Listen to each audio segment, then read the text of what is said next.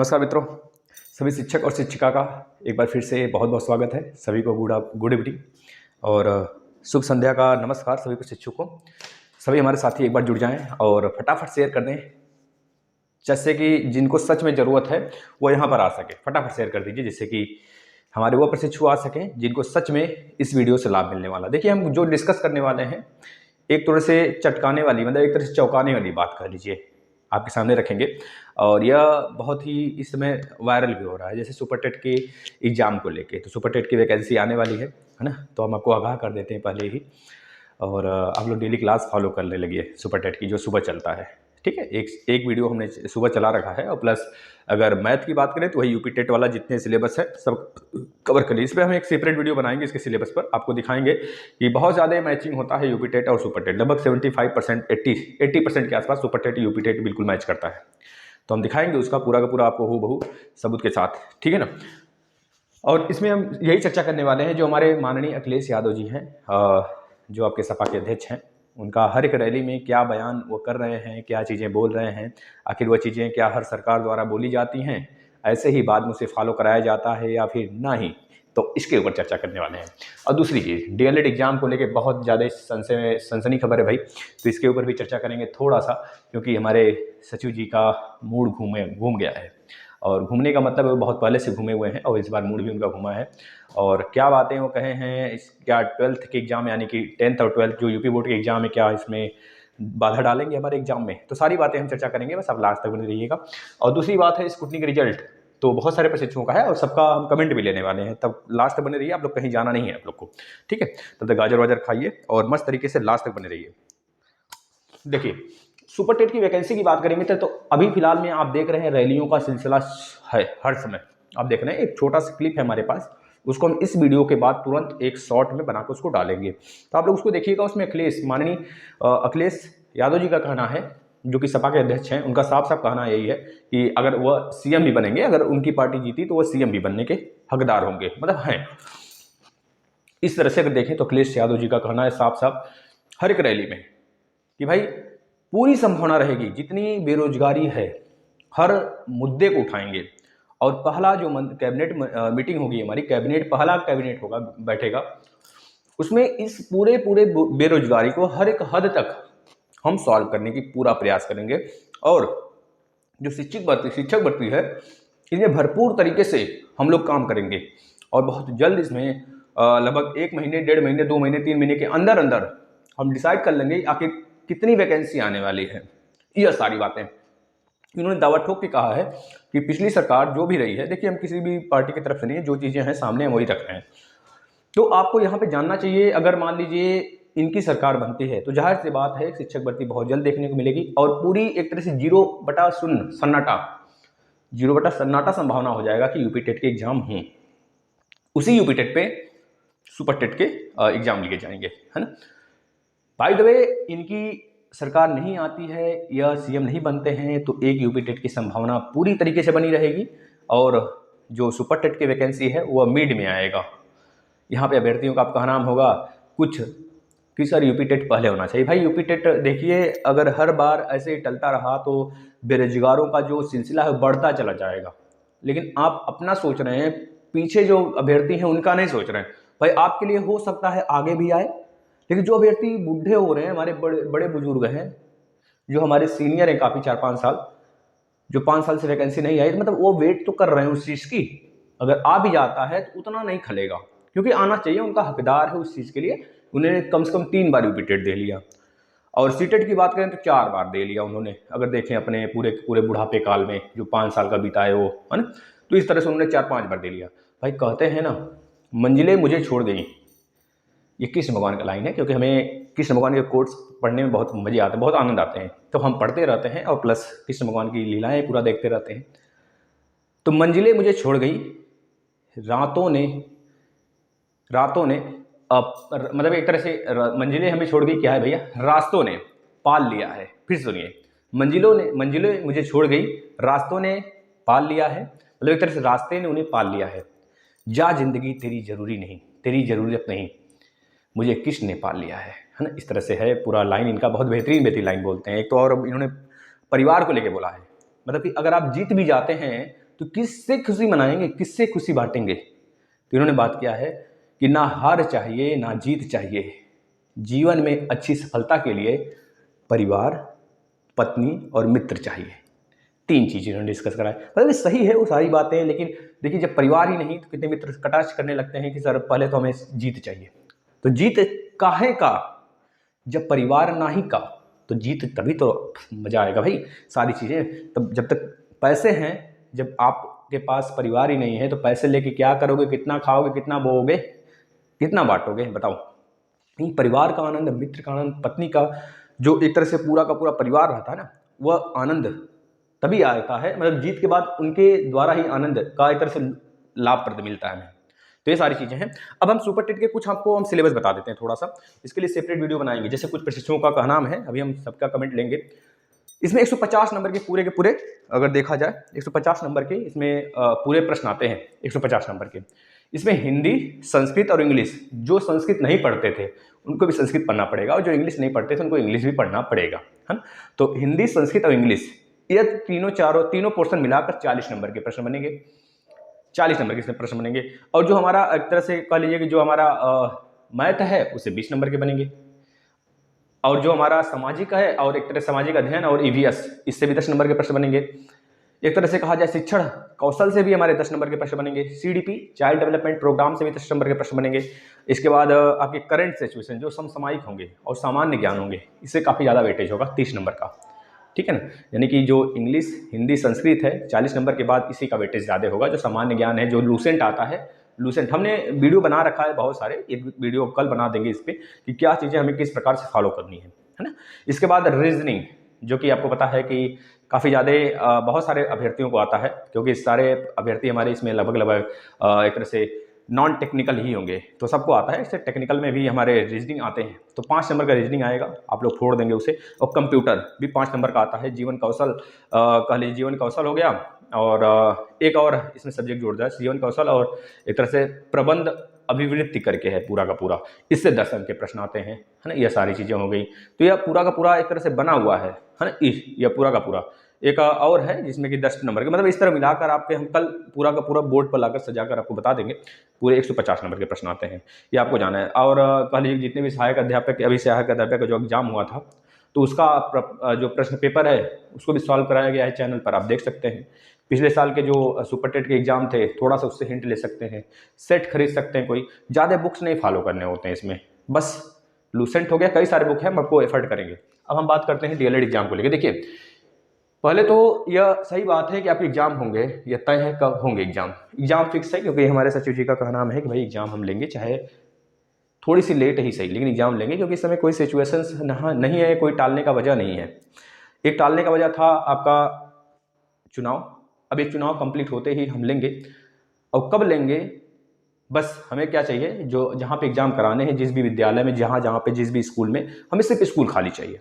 और ये कब खाली होगा, ये शासनादेश के ऊपर है। अब शासनादेश किस प्रकार से हमें शासन, मतलब एक तरह से हमें बताती है, हमें रूल नियम सिखाती है, उस हिसाब से हम लेंगे और तभी नोटिस जारी किया जाएगा। अगर हम पहले से बता देते हैं कि एग्जाम अप्रैल में होगा, अप्रैल स्टार्टिंग में होगा या फिर मार्च के लास्ट में होगा, तो फिर से हमारे ऊपर एक तरह से और संकट आएंगे, एक तरह से हमारी फिर से हलवा चटनी सब बनने लगेगा। आपको पता होना चाहिए, क्योंकि एग्जाम का शेड्यूल इन्होंने पहले से कर रखा था। अब इनको यही नहीं पता था कि भाई एग्जाम शेड्यूल कर रहे हैं, यहाँ पे छोटे छोटे जो बच्चे हैं उनको पता है कि भाई चुनाव स्टार्ट है 10 से, ठीक। इनको यह नहीं पता था कि भाई चुनाव कब से स्टार्ट है। ठीक है, आपने पहले से जारी कर दिया तो उस पर अमल हो जाते। जिस दिन चुनाव नहीं था उस दिन एग्जाम करा लेते, सारे जितने भी डिस्ट्रिक्ट हैं सब में बाधा कर देते और उस दिन एग्जाम करा लेते। लेकिन खैर इसमें शासन का भी आदेश जारी हुआ, एक तरह से बहुत सारी मतलब दिक्कतें आ जाती। जिस स्कूल में मान लीजिए वो एग्जाम ले रहे हैं, उसमें पहले से ईवीएम वगैरह सब कुछ लगा हो और बाद में उसे निकाला जाए, फिर से एग्जाम कराया जाए, मतलब बहुत सारी दिक्कतें आ जाती। तो इस वजह से जो माहौल बना है चुनाव का, सिर्फ माहौल चुनाव का ही बना रहे, और इस वजह से एग्जाम आपका टला है। भाई चाहिए भी, क्योंकि चुनाव भी जरूरी था और आपके एग्जाम तो बहुत जरूरी है, इस बात को मानना चाहिए। और खैर एग्जाम जितना जल्दी करा लें अब वही बेटर होगा। अगर मान लीजिए शिक्षक भर्ती आ जाती है तो उन अभ्यर्थी, मतलब जो आपके सेकंड सेमेस्टर में जिनका बैक है और जिनका सेकंड सेमेस्टर मतलब थर्ड सेमेस्टर के जिनके एग्जाम होंगे, जो प्रमोट नहीं किए जाएंगे 2019 बैच के प्रशिक्षु, तो वह तो शिक्षक भर्ती से बाहर अपने आप को तय समझें, क्योंकि उन्होंने बहुत सारों ने यूपी टेट भी निकाला है अच्छे नंबर से। अभी हम दिखाएंगे आपको, कमेंट पढ़ेंगे, उसमें 114 नंबर 124 नंबर एक पर से चुका है। दिल खुश कर देते हैं सब रसूल ने। एक 124 नंबर का 135-32 नंबर के आसपास है। इस तरह अच्छे अच्छे नंबर लाए हैं, सब मजे खिलाड़ी हैं भाई, है ना। तो यही सब फोड़ेंगे, तो धैर्य रखकर सारे काम करते रहिए आप लोग। और प्लीज़ रिक्वेस्ट है कि अपनी चीज़ें जो है ना उसे बर्बाद ना करें। हमारे कहना यह है कि आप यह ना सोचें कि मानसिक पीड़ा जो है, हमें पता है सबको है मानसिक पीड़ा, जितने भी प्रशिक्षु हैं इनको आगामी अपने भविष्य को लेके चिंता है और बहुत सारी चिंताएं हैं, हमें पता है। लेकिन कुछ चीज़ें होती हैं जो हमें मोटिवेट करती हैं, बस उसको फॉलो कर लीजिए। थोड़ी सी कुछ भी अगर आपके आस पड़ोस में हो, अपने मम्मी पापा को देखिए, मतलब कि कुछ हद तक बहुत सारे प्रशिक्षु चले जाते हैं कि हम अपने आप को एक तरह से बहुत ज़्यादा मानसिक पीड़ा, पता है, दिमाग का कचरा बन जाता है। और जो आप पढ़ना चाहते हो, सही समय एग्जाम अगर हो गया तो आपका उसमें मानसिक संतुलन बिगड़ता चला जाता है और आप पूरे तरीके से डैमेज के तरीके से हो जाओगे, मानसिक रूप से डैमेज हो जाओगे। तो जो चीज़ें असल में सोचनी चाहिए वो चीज़ें आप नहीं पकड़ पाते हो, और यही कारण होता है कि फिर से आपका बैक आ जाता है। खैर, सारी चीज़ें अपने हिसाब से सही होनी चाहिए। एक रसूलुल्लाह बोला, सर हम बहुत अच्छे से पढ़ाई करते हैं, लेकिन एक हमारे अंदर एक तरह से खामी है सर, हम अपने आगामी चीज़ों को सोचने लगते हैं। जैसे उसका 4th सेमेस्टर में मतलब कि जो 2nd सेमेस्टर का एग्जाम हुआ था उसमें फिर से उसका बहक आया चौथी बार। तो उनका कहना है, बहुत लंबे वक्त से वो पढ़ रहे हैं, लगभग एजेड भी हैं, 35-33 साल के। उन्होंने फ़ोन किया कि सर मुझे कुछ जानकारी चाहिए। तो हमने कहा बताइए। तो उन्होंने कहा सर हमारी अभी शादी होने वाली है और हमारी मैडम जो है, हम मतलब एक तरह से लव मैरिज वगैरह कर रहे हैं सर। उन्होंने कहा हमारी मैडम जो है कि शिक्षक है, तो सर हमारे मैडम चाहती हैं कि एक तरह से शादी कर लिया जाए, लेकिन मेरा मन नहीं है शादी करने का। तो हमने कहा भाई ठीक है, आप देखिए जो चीज़ें सोच रहे हैं कम से कम एक तो है जॉब में, अगर ना भी होते तो भी कर लेते।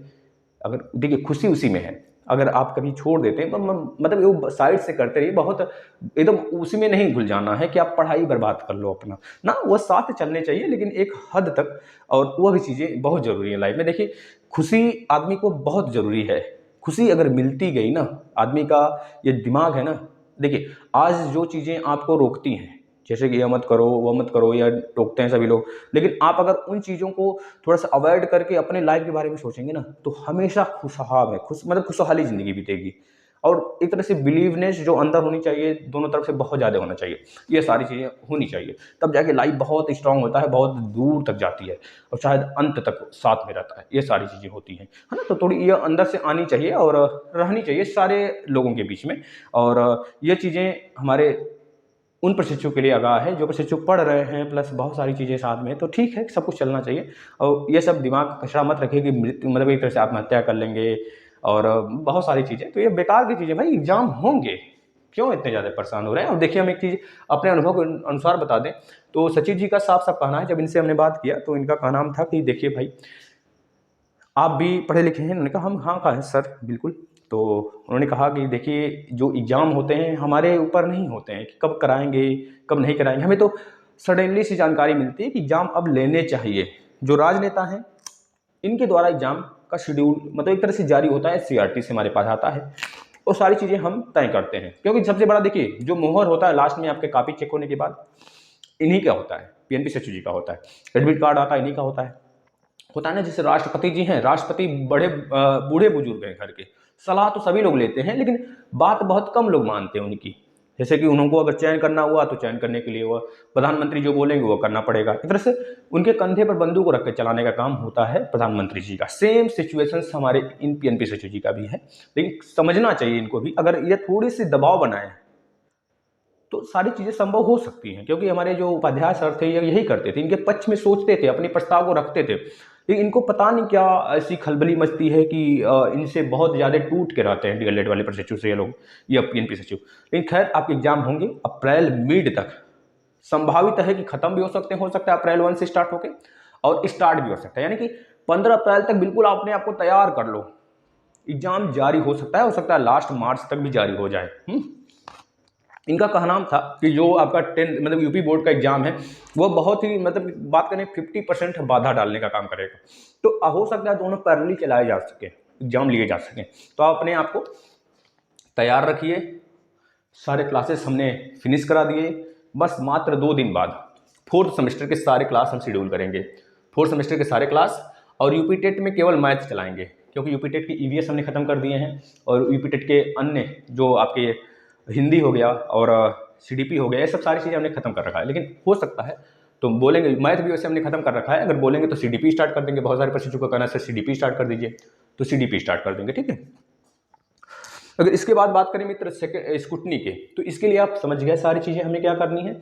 और आप अपने आप को संतुलन अपने आप में बरकरार रखें भाई। अपने परेशानियां जो है ना घर परिवार से साझा किया करें, थोड़ी सी अपने से जिससे लगाव है आपका, उससे साझा करेंगे तो परेशानियां आप ऑटोमेटिक थोड़ी सी कम होंगी, आप हल्के फील करेंगे। और घुटते रहेंगे ना तो जिंदगी लाइफ एक तरह से बिल्कुल रोस्ट हो जाएगी, समझ रहे हैं ना। थोड़ी सी अपने आप को ढालिए, पढ़िए, दिन भर पढ़िए। देखिए हमारा क्या है कि हम लोग भी पढ़ते हैं, इसी बात में बहुत ज़्यादा पढ़ते हैं, लगे रहते हैं उसी में, सारी चीज़ें होती हैं, पढ़ाना भी है और खैर बहुत सारी चीज़ें होती हैं। मतलब पढ़ना अपना मूल वह चीज़ है कि हाँ पढ़ना है, सारी चीज़ें वैसे पढ़ाते हैं, वे तो पढ़ के भी पढ़ाते हैं। तो उसमें क्या है कि आदमी हारता भी है, मन करता है एक बार कि सब कुछ छोड़ो, ये सब दुनियादारी, चलो निकले। एक बार शिक्षु कह रहे थे सर चाह रहे हैं कमाने हम, सर बता दीजिए क्या करें फिर हम।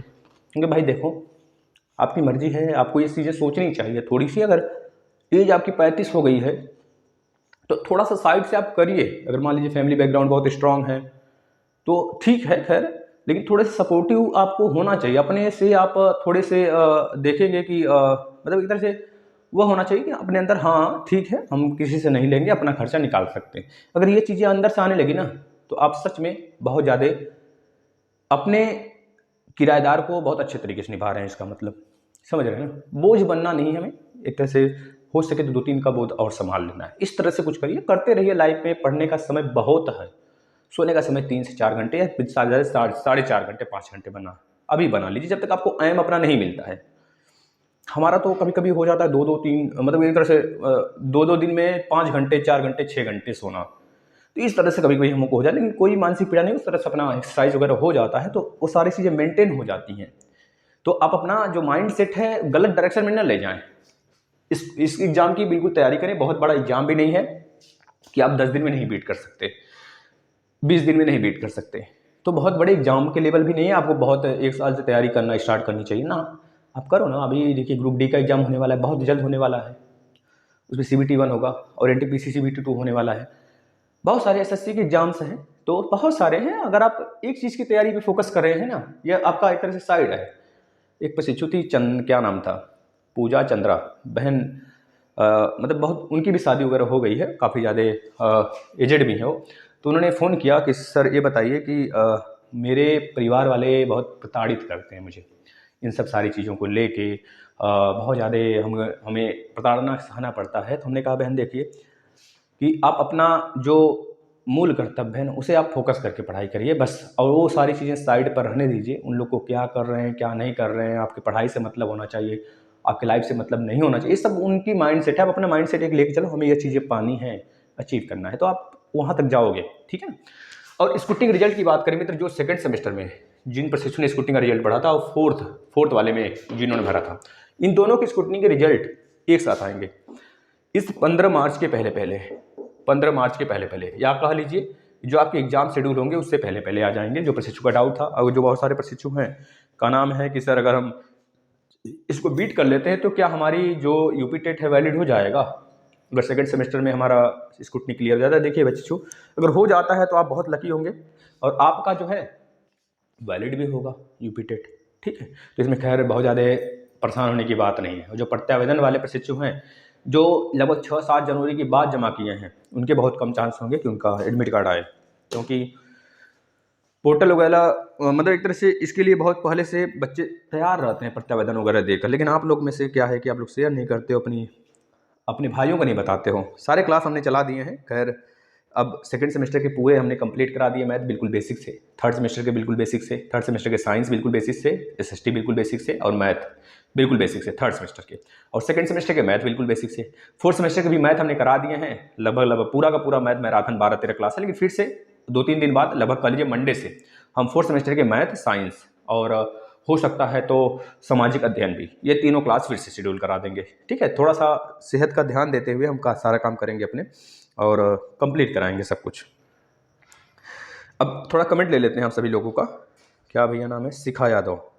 शिखा यादव को कहना है, सर सेकंड सेमेस्टर का स्कूटनी का रिजल्ट बताया बच्चा, आप देख लिए होंगे सर्च ये। महिमा चौहान जी का कहना है, सर हमारी एग्ज़ाम कब से होगी, हो सकती है प्लीज़ श्योर बताइए, लगभग में बताया तो 15 अप्रैल। प्रीति ज्ञान thank you, Rajan Kumar thank you भाई, आप सभी लोग बहुत ज़्यादा प्यार देते हैं चैनल को, क्लासेस फॉलो करते हैं, बहुत अच्छा लगता है। बहुत सारे प्रशिक्षु ऐसे हैं 40-50 30 मतलब बहुत सारे हैं वैसे, लेकिन 30-40 लोग का तो नाम ही याद हो गया है। ये लोग डेली यूपी टेट के क्लास, जो डीएलएड के क्लास आते हैं तो डीएलएड से रिलेटेड क्लास हो गया, लेकिन यूपी टेट पे ज़्यादा फोकस करते हैं लोग, अपने सारे शेड्यूल देखते हैं और जो प्रीवियस ईयर पेपर कराए गए वो भी देखते हैं। सुपर टेट के जो 7 बजे वीडियो आते हैं, लेक्चर आता है, वो भी फॉलो करते हैं, पता चलता है ना जो बच्चे देखते हैं। राकेश शुक्ला जी का कहना है, सर मार्च में एग्ज़ाम हो जाएगा प्लीज़। देखिए मुश्किल है कि मार्च में सारी चीज़ें शेड्यूल हो भी सकता है, क्योंकि 15 मार्च तक आपके ये सारे एक तरह से व्यवस्था होगा, चुनाव के बाद ही उन्होंने बोला है तो आएगा।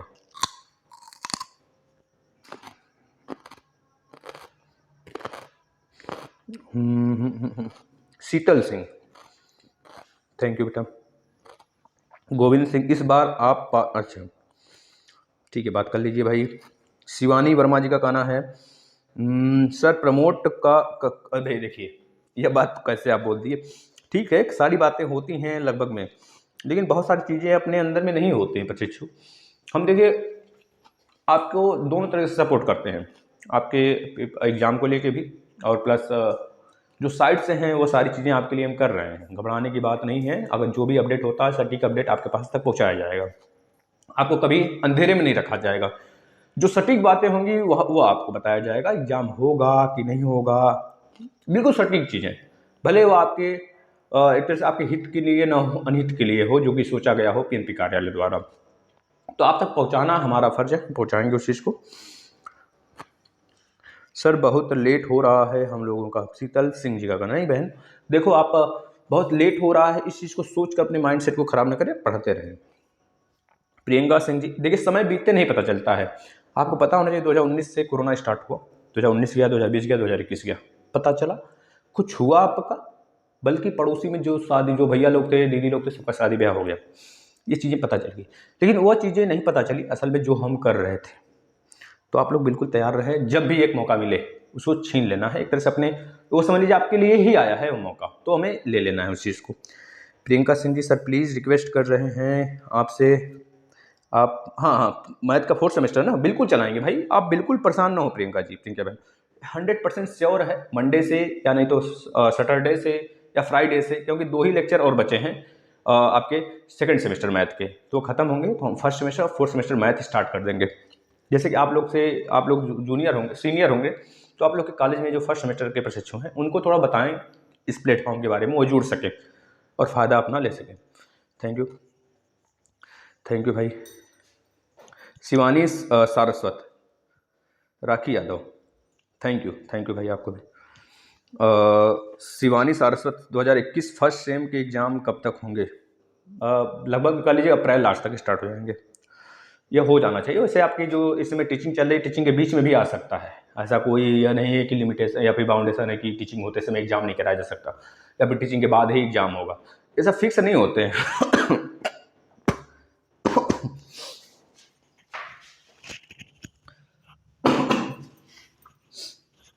तो ये सारी चीज़ें फिक्स नहीं होती मित्र, अपने आप से होते रहते हैं, इसमें कोई दो राय नहीं है, यह होते रहेंगे तो हम आपको बताते रहेंगे अपडेट। योगेश यार जी का कहना है, गुरुदेव कहिए डेट जल्द जारी करते हैं।